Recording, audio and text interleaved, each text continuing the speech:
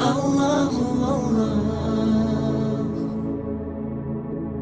Allahu Allah, Allahu Allah.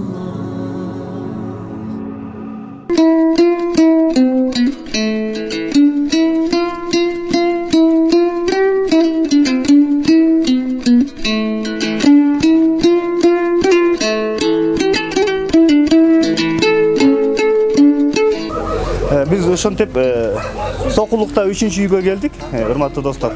Азыр бул жакта өтө ден соолугу оор абалда дейт. Алтындар зекет фонду менен кайрадан келдик. Азыр Хабиб мырза өзү бул жакта зекет кылып канча акча жазып атканын анын баардыгын тең чогуу көрөбүз. Биринчиден кандай оор экенин мүмкүн болсо чогуу көрүп чыгалы.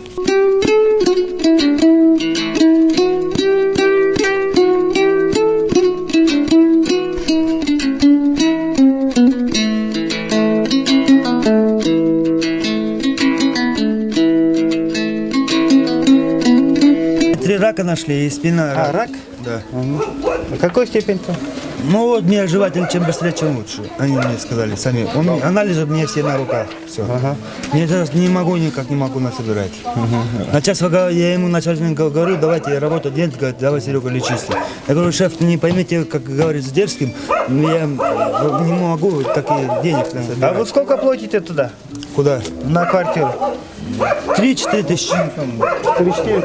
Вам этот Алтындар зекет фонду, вот у нас это генеральный директор, он хочет вам подарить деньги. Сколько там? 30 тысяч сомов. Это помочь вам. сом.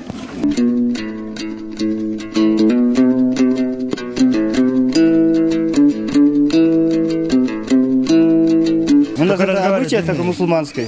Вам этот помогает. Вот. Вы рады? Спасибо вам. Пожалуйста. До свидания. До свидания.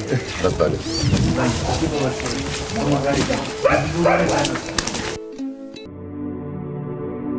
Allahu Allah, Allahu Allah.